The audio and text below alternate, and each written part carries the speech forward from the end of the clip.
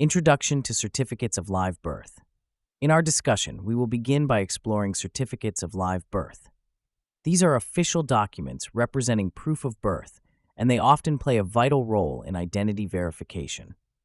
The certificate itself is a crucial record, generally sent to the Federal Reserve banks in major cities like San Francisco, Virginia, or Philadelphia.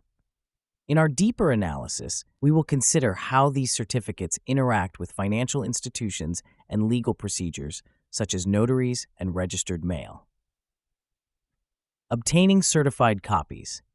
A significant part of the process involves obtaining certified copies of these documents. It's recommended to acquire multiple copies, possibly 3 or more, to ensure one is available when needed for various transactions or legal obligations.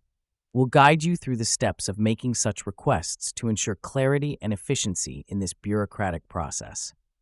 Navigating financial institutions. Our attention now shifts to navigating financial institutions, particularly for individuals who need to manage their EINs, employer identification numbers.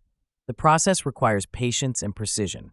One can only obtain a single EIN per day through online applications, which demands careful planning ahead. We will discuss strategies for managing these numbers and how they interconnect with personal banking requirements. Understanding land records and birth counties. For those interested in land records and how they relate to birth certificates, this section provides insights into how such records are maintained and accessed. Many records, such as the birth certificate or deeds, eventually become part of a broader public records system, which is sometimes misunderstood or mishandled at the local level. By learning how to navigate these records, individuals can better understand their legal standing and obligations. Personal reflections and advice. Contributors emphasize the importance of unlearning outdated or incorrect information to effectively apply correct procedures. This requires open-mindedness to new information and methodologies.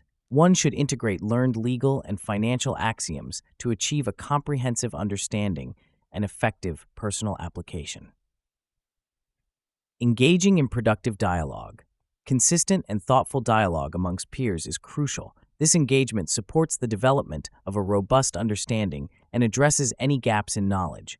Participants are encouraged to participate actively, question assumptions, and share insights, as this collective wisdom is invaluable for individual progress and comprehension. Conclusion and next steps. By integrating these principles, individuals will be better prepared to manage their legal and financial affairs.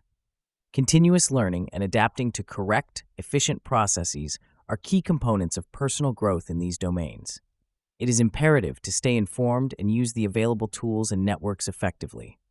This information is for educational purposes only. This is not legal or financial advice. We offer this information as it is presented to us.